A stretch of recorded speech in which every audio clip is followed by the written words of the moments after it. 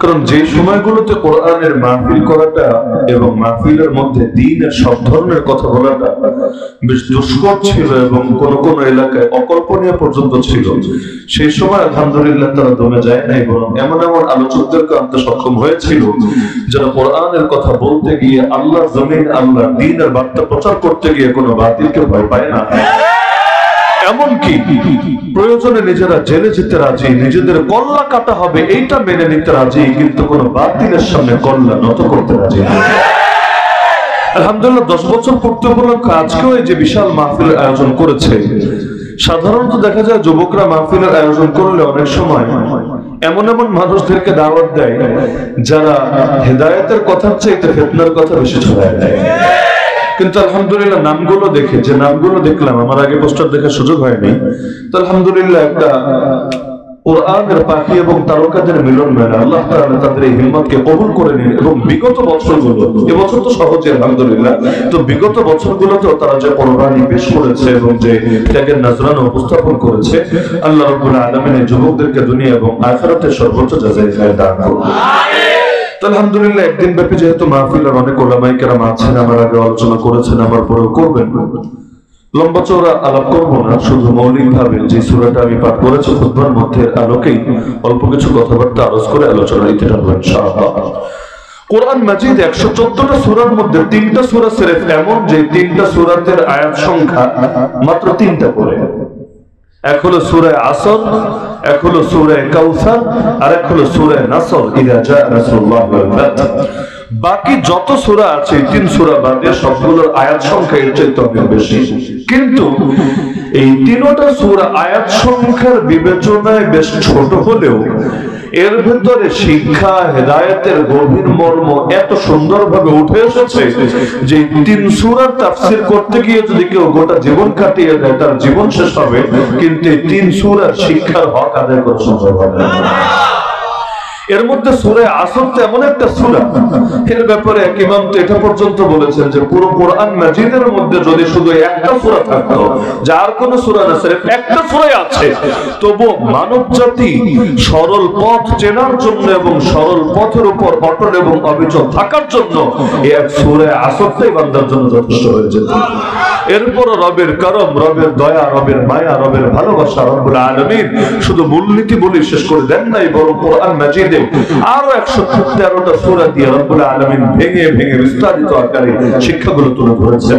তো সূরা আসর এর আলোকে মৌলিক কয়েকটা বার্তা আরজ করে আলোচনায় জানবো ইনশাআল্লাহ। এক নম্বর হলো প্রথম যে আয়াতটা, ওয়াল আসর, ওয়া মানে কসম, আসর মানে সময়, ওয়াল আসর মানে সময়ের কসম। রব্বুল আলামিন কোন কথার গুরুত্ব বোঝানোর জন্য কসম খাওয়া লাগে না। আল্লাহ বলেছেন ব্যাস, এটাই তো গুরুত্ব বোঝানোর জন্য যথেষ্ট, আলাদা করে আবার কসম খাইতে হবে কেন? ওমান আহসানু মিনাল্লাহি কিলা ওমান আসদাকু মিনাল্লাহি হাদিসা। আল্লাহর চাইতে অধিক সত্যবাদী কে আছে? আল্লাহর চাইতে সুন্দর এবং সুন্দর সুন্দর কথা আর কে বলতে পারে? ওয়াল আসর, এই জাতীয় কিছু আয়াত এমন আছে আল্লাহ রাব্বুল আলামিন নিজে বলার পরেও আলাদা করে কসম খেয়েছেন। মজার বিষয় যেটা, আল্লাহ যখন কোন বিষয়ের কসম খান, আল্লাহ যখন কোন বিষয়ের কসম খান, ওই জিনিসের যে গুরুত্ব অনেক বেশি এবং মানুষের জন্য সেটা অত্যন্ত প্রয়োজনীয় এবং মূল্যবান, এটা বুঝতে আর কোনো দ্বিধা থাকে না, কারণ খালেক কখনো আলতু ফালতু জিনিসের কসম খাবেন না। তো আল্লাহ সময়ের কসম কেন খাইলেন? কারণ মানব জীবনের সবচেয়ে দামি সম্পদ যে কয়েকটা আছে এর মধ্যে অন্যতম হলো সময়। সময় মানে জীবন, জীবন মানে সময়। জীবনটা কি আসলে? জীবন তো কিছু সময়ের সমষ্টি মাত্র।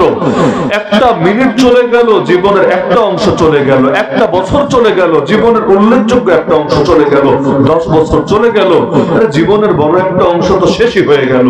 মোমবাতি যেমন জ্বলতে থাকে আর গলতে থাকে, একদিকে জ্বলে আর একদিকে গলে, গলতে গলতে এক পর্যায়ে নিঃশেষ হয়ে মানব জীবনটাও এমন সময় যেতে থাকে, যেতে যেতে তার মৃত্যুর চিঠিও তার দুয়ারে এসে হাজির হতে থাকে। এজন্য প্রতিটা মানুষের জীবনে সময় এমন একটা মূল্যবান সম্পদ, এটাকে যে কাজে লাগিয়েছে সেই দামি হয়েছে দুনিয়া এবং আখিরাতে। যে কাজে লাগায় নাই, লাগাতে পারে নাই, ওই বান্দা লাঞ্ছিত হয়েছে দুনিয়া এবং আখিরাতেও জাহান্নামে। আমাদের একটা স্বভাব হলো দাঁত থাকতে দাঁতের কদর বুঝে আসে না, দাঁত পড়ে গেলে আফসোসের শেষ থাকে না। এই যে এখন যেমন বিগত দিনগুলোতে যারা দেশ শাসন করেছে এখন পতন হয়েছে, তারা কি মনে মনে চিন্তা করছে না, হিসাব নিকাশ মিলাচ্ছে না? আহা, এত বছরের একটা সুযোগ, প্রায় 1.5 যুগের কাছাকাছি, সময়টা যদি আরেকটু লম্বা হতো কতই না ভালো হতো। অথবা যেই সময়গুলো পেয়েছিলাম আরেকটু যদি কাজে লাগাতাম, ব্যাংক ব্যালেন্স আরেকটু বাড়তো। আগ থেকেই যদি নাগরিকত্বটা নিশ্চিত করে রাখতাম, তাহলে এভাবে অনিশ্চিত জীবন কাটাতে হতো না। এরকম কত হিসাব নিকাশ মানুষ করে, শুধু একজন করে তা না, পৃথিবীর সবাই করে। পড়ালেখা শেষ করার পর আফসোস করে, পড়ালেখার জামানা যদি আরেকটু কাজে লাগাতাম, আজকে আমার র্যাঙ্ক আর মাকাম আরেকটু উপরে থাকতো। বুড়ো হওয়ার পর আফসোস করে, হায় যৌবন কালটাকে যদি আরেকটু কাজে লাগাতাম, আমার দুনিয়াও আরেকটু সুন্দর হতো। আলা লাইতা শাবাবা ইয়াউদু ইয়াওমা ফাউখবিরহু বিমা ফাআলাল মাশীব। হায় যদি যৌবন কাল আরেকবার ফিরে আসতো, আমি যৌবনকে বলতাম, হায় যৌবন, বার্ধক্য আমার সাথে কি খারাপ আচরণটা যে করেছে, তুমি কেমনে জানবা, কেমনে বুঝবা? তো দুনিয়ার জীবনটাই এমন, সময় যখন থাকে গুরুত্ব কম বুঝে আসে, সময় যখন শেষ হয় আফসোসে শেষ থাকে না। আল্লাহ নবী বলেন, নি'মাতানি মাগবুনুন ফীহিমা কাসীরুম মিনান নাস। দুটো নিয়ামত এমন, এর ব্যাপারে পৃথিবীর অধিকাংশ মানুষ ধোঁকায় থাকে। একটা হলো সিহহাতু, সুস্থতা, আর 2 নম্বর আল ফারাগ, অবসর। সুস্থতা পেয়ে সুস্থতাকে খুব কম মানুষে কাজে লাগায়, অসুস্থ হলে আফসোস করে বেড়ায়। অবসর, যখন অবসর থাকে তখন দাম দেয় না, আর যখন ব্যস্ত হয়ে যায় তখন অবসরের কথা চিন্তা করে আফসোস শেষ থাকে না। এজন্য সময়কে কাজে লাগানোর কোনো বিকল্প নাই। ওয়াল ওয়াক্তু আনফাসু মা উনিতা বিহিফযিহি ওয়া আরাহু আসআলা মা আলাইকা ইয়াদিউ। কবি বলেন, তুমি যত জিনিসের যত্নের ব্যাপারে তুমি বেশি মনোযোগী হয়েছো, তুমি বেশি হেফাজত করতে চেষ্টা করেছো, এর মধ্যে সবচাইতে মূল্যবান জিনিসটার নাম ছিল সময়। অথচ দেখা যাচ্ছে সেই সময়টাই তোমার সবচাইতে সহজে নষ্ট হচ্ছে, সবচাইতে বেশি অলসতা এবং উদাসীনতা কেটে যাচ্ছে। মানুষ যখন মারা যায় তখন তার এই একটা জিনিস নিয়েই তো আফসোস থাকে। কাফেরও আফসোস করে, হায় গোটা জীবনটা চলে গেল, কি কাজে লাগলো পুরো জীবন। হাসরের ময়দানে রব্বুল আলামিন প্রতিটা বান্দাকে প্রশ্ন করবেন, এমন কয়েকটা প্রশ্ন যে প্রশ্নের জবাব দেওয়ার আগে কেউ এক কদমও সরতে পারবে না তার জায়গা থেকে। এর মধ্যে 1 নম্বর প্রশ্নই হলো আন উমরিহি ফিমা আফনা। আরে তোর যে জীবন দিয়েছিলাম, এই জীবন তুই কোথায় ধ্বংস করেছিলি বল। ওয়ান শাবাবিহি ফিমা আবলা। আর জীবনের মধ্যে সবচাইতে দামি অংশ দিয়েছিলাম যৌবনকালকে, সেই যৌবনকালকে তুই কোথায় ব্যয় করেছিলি বল। তো যেই বান্দা জীবনকেও কাজে লাগিয়েছে ভালো পথে, যৌবনকেও কাজে লাগিয়েছে ভালো পথে, সে তো এই প্রশ্নের সুন্দর জবাব দিতে পারবে। কিন্তু যে কাজে লাগায় নাই, সে আল্লাহর সামনে কি জবাবটা দিবে? যে পাপ করেছে, যার সময়গুলো পাপে পাপে কেটেছে, তার তো আফসোসের শেষই থাকবে না, কারণ সেদিন কেউ পারবে না তার পাপকে গোপন করতে। গোপন করবে কিভাবে? আল ইয়াওমা নাখতিমু আলা আফওয়াহিহিম ওয়া তুকাল্লিমুনা আইদিহিম ওয়া তাশহাদু আরজুলুহুম বিমা কানু ইয়াকসিবুন। কোরআন জানাচ্ছে সূরা ইয়াসিনের ভেতরে যে সেদিন আল্লাহ রাব্বুল আলামিন মানুষের মুখের উপর মোহর লাগিয়ে দেবে, এরপর হাত কথা বলতে শুরু করবে, পা সাক্ষ্য দিতে শুরু করবে। এই হাত আর পা দিয়ে সে যা করেছে, শুধু হাত আর পা না, বরঞ্চ আল্লাহ জানিয়ে দিয়েছেন ওয়ামা কুনতুম তাস্তাতিরুন আইয়াশহাদা আলাইকুম সামউকুম ওয়ালা আবসারুকুম ওয়ালা জুলুদুকুম। আরে বান্দা, কত কিছুর থেকেই তুমি আড়াল করো, তুমি গোপন করার চেষ্টা করো। বিভিন্ন খারাপ জিনিস দেখে ব্রাউজারের হিস্ট্রি ডিলিট করে দাও, মানুষের লোকচক্ষুর অন্তরালে গিয়ে পাপ করে বেড়াও। কিন্তু বান্দা, এর থেকে তুমি কিভাবে লুকাবা? যে তোমার কান সাক্ষ্য দেবে, তোমার চোখ সাক্ষ্য দেবে, তোমার চামড়া সাক্ষ্য দেবে তোমার বিপক্ষে। ওয়ালাকিন জানানতুম, তুমি তো ভেবে নিয়েছিলা আন্নাল্লাহ লা ইয়ালামু কাসীরাম মিম্মা তা'মালুন, তোমার অপকর্মের বেশিরভাগ মনে হয় আল্লাহ জানেই না। অথচ অঙ্গ যখন সাক্ষ্য দিতে শুরু করবে তখন কি বলবো তুমি? কি ধারণা হবে তোমার? অবস্থা এতটা গুরুতর হবে। ওয়াকালু লিজুলুদিহিম লিমা শাহিদতুম আলাইনা। কোরআন জানাচ্ছে মানুষ নিজের গায়ের চামড়াকে নিজে বলবে, আরে কি ব্যাপার, আমার গায়ের চামড়া হয়ে আমার বিরুদ্ধে সাক্ষ্য দিলে কোন দুঃখে? ক্বালু আনতাকানাল্লাহ, চামড়ার ভেতর থেকে আওয়াজ বের হয়ে আসবে, আরে কি করব বলো। আনতাকানাল্লাহ, আল্লাহ আজকে জবান খুলে দিয়েছে। আল্লাযী আনতাকা কুল্লা শাই, যেই আল্লাহ আজকে সবকিছু জবান খুলে দিয়েছে। এমনকি শুধু অঙ্গ প্রত্যঙ্গই না, ইয়াউমা ইদিন তুহাদ্দিসু আখবার নারাহা বিআন্না রাব্বাকা আওহালাহা। সূরা জিলজালের এই আয়াতের একটা ব্যাখ্যা এটাও হতে পারে যে সেদিন জমিন সব কথা বলতে শুরু করবে, কারণ রব তাকে এটার আদেশ করবে। জমিন বলবে, আয় আল্লাহ, আমার উপর দাঁড়িয়ে তোমার বান্দা এই পাপ করেছে। আর আমলনামা সামনে খুলে দিয়ে বলা হবে, ইকরা কিতাবাক, আরে তুই পড়, নিজেই পড় তোর আমলনামা। কাফা বিনাফসিকা আল-ইয়াওমা আলাইকা হাসিবা, আজকে তোর হিসাব নেওয়ার জন্য তুই নিজে যথেষ্ট। ওয়াদি আল কিতাব, যখন আমলনামা সামনে রাখা হবে, ফাতারাল মুজরিমিনা মুশফিকিনা মিম্মা ফিহি, আল্লাহ বলেন হে নবী দেখবেন অপরাধীরা আমলনামা দেখে ভয়ে ভীত হয়ে গেছে। ওয়া ইয়াকুলুন, বলতে শুরু করেছে, ইয়া ওয়াইলাতানা, হায় আফসোস, মা লিহাদাল কিতাব, এটা আবার কেমন আমলনামা, লা ইউগাদিরু সাগীরাতান ওয়ালা কাবীরাতান ইল্লা আহসাহা, একটা ছোট গুনাহ, একটা বড় গুনাহ, একটা কবিরা, একটা সগীরা কিছুই দেখি বাদ দেয় নাই, সবই সেভ করে রেখেছে, যথাযথভাবে সংরক্ষণ করেছে। এমনকি আমলনামা যখন হাতে বুঝিয়ে দেওয়া হবে, যাদের ডান হাতে আমলনামা দেওয়া হবে, এরা তো মহা খুশি। আম্মা মান উতিয়া কিতাবাহু বিয়ামিনি ফায়াকুল হাউ মুকরাউ কিতাবিয়া, নিজে তো দেখবে, অন্যদেরকে বলবে, আরে কে কই আছো, দেখো একটা আমার আমলনামাটা পড়ে দেখো। দুনিয়াতে যেমন বাচ্চারা ফলাফল ভালো হলে নিজে তো দেখেই গিয়ে আরেকজনকেও দেখতে বলে, দোস্ত আমার রেজাল্ট নাম্বার এটা, আমার রোল নাম্বার এটা, একটু সার্চ করে দেখ না রেজাল্ট কি এসেছে। দোস্ত সার্চ দেয়, ওর আগ থেকে জানা আছে। দোস্ত বলে, কি রে তুই দেখি গোল্ডেন প্লাস পেয়েছিস। ও এবার ভাব ধরে, ও আচ্ছা তাই নাকি, যাক মাশাআল্লাহ আলহামদুলিল্লাহ, আমি তো জানতামই না। অথচ আসল জানতো, কিন্তু নিজে দেখে তার তৃপ্তি পরিপূর্ণ আসে নাই। আরেকজন যখন দেখে আর তার বাহবা দেয়, তার ভেতরে তৃপ্তি ভালো আসে। বাচ্চারা জামা কাপড় পরার পর বড়দের সামনে আসে, এসে ডাইরেক্ট বলে না, তারে দেখতে ডাক দেয়, দাদা ও দাদা, নানা ও নানা। যদি দাদা নানা টের পায় যে নতুন কাপড় পরেছে, এখন দেখাতে এসেছে, তাহলে তো বলে মাশাআল্লাহ খুব সুন্দর দেখাচ্ছে তোমাকে, মহা খুশি হাসি একটা দিয়ে চলে যায়। আর যদি দেখে ওই কি হয়েছে, কি বলবে বল, দেখা যায় পুরাই মুখটারে একেবারে হুতুম পেঁচার মতো বানিয়ে মন খারাপ করে চলে যায়। মানুষ চায় তার কাজের মূল্যায়ন হোক। ছোট বাচ্চা হাঁটতে গেলে যদি আচার খায়, আচার খেলে দেখা যায় উঠে প্রথমে ডাইনে তাকায়, বামে তাকায়, সামনে তাকায়, পেছনে তাকায়। কেন? কেউ দেখে ফেললো কিনা, এটা আগে সে সিরিয়াস হয়। যদি দেখে কেউ দেখে নাই, আস্তে করে ঝাড়াটারা দিয়ে আবার চলতে শুরু করে। যদি দেখে একজন দেখেছে, আর দেখে যদি আরো সিরিয়াস হয়, কথাই নেই, হায় হায় হায় কামটা কি হলো, তুই তো আচার খেয়েছিস, এমন ভ্যা ভ্যা করে কান্না শুরু করবে যেন আসমান জমিন তার মাথায় তুলে ফেলেছে। তো মানুষের নেচারটাই এমন, নিজে দেখলেই তৃপ্তি আসে না, আর একজনকে দেখালে ভালো লাগে। তো ডান হাতে আমলনামা পেয়েছে, এর চাইতে মজার বিষয় কি হয়, ফায়াকুলু হাউ মুকরাউ কিতাবিয়া, আরে আসো আমার আমলনামাটা পড়ে দেখো।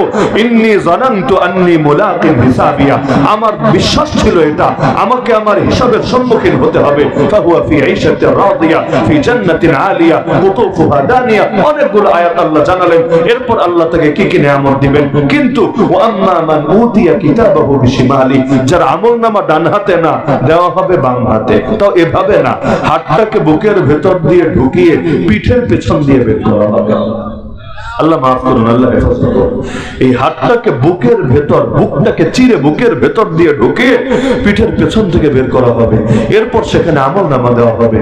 এই অবস্থা দেখে সহ্য করতে পারবে না, আফসোস করে বলবে, ফায়াকুলু ইয়া লাইতানি লাম উতা কিতাবিয়া, হায় আমাকে যদি আমার আমলনামা না দেওয়া হতো, ওয়ালাম আদরি মা হিসাবিয়া, যদি এটাই জানতে না পারতাম আমার হিসাব কি হবে, ইয়া লাইতাহা কানাতিল কাদিয়া, হায় মৃত্যুই যদি সবকিছু শেষ করে দিয়ে যেত। মা আগনা আন্নি মালিয়া, আমার এত মাল এত সম্পদ কোনোই কাজে আসলো না।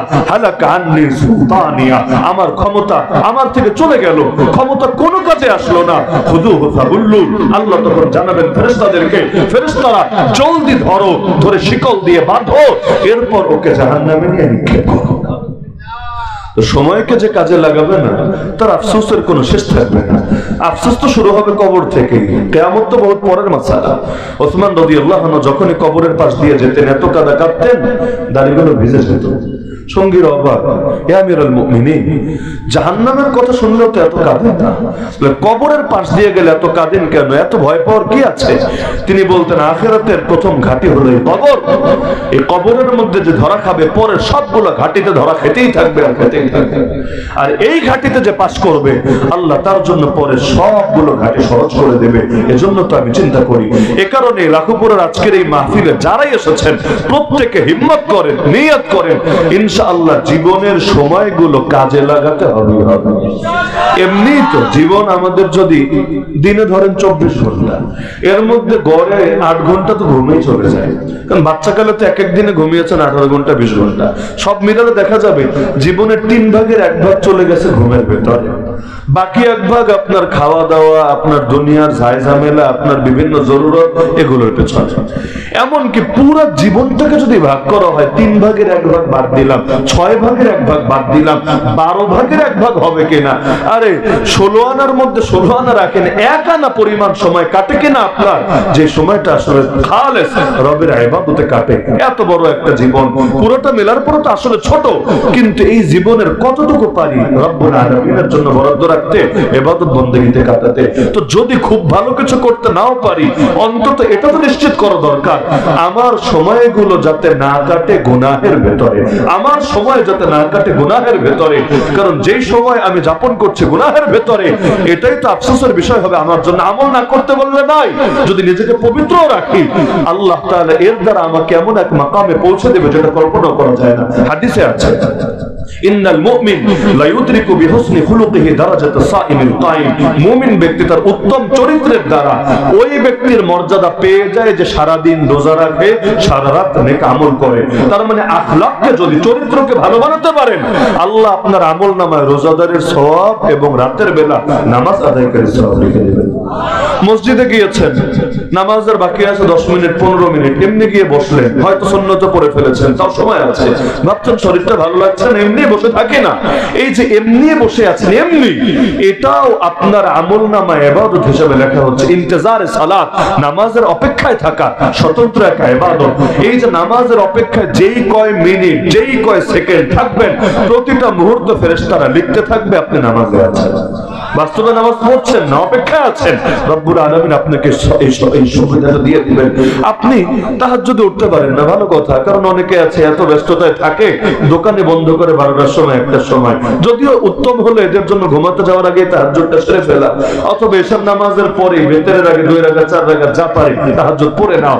তারপর নিজের পক্ষে যদি এতটুকুও করেন, এশা পড়লেন জামাতের সাথে মসজিদে, আবার ফজরটাও পড়লেন জামাতের সাথে, আল্লাহ আপনার আমলনামায় লিখে দিবে সারা রাত ইবাদতে কেটে গেছে।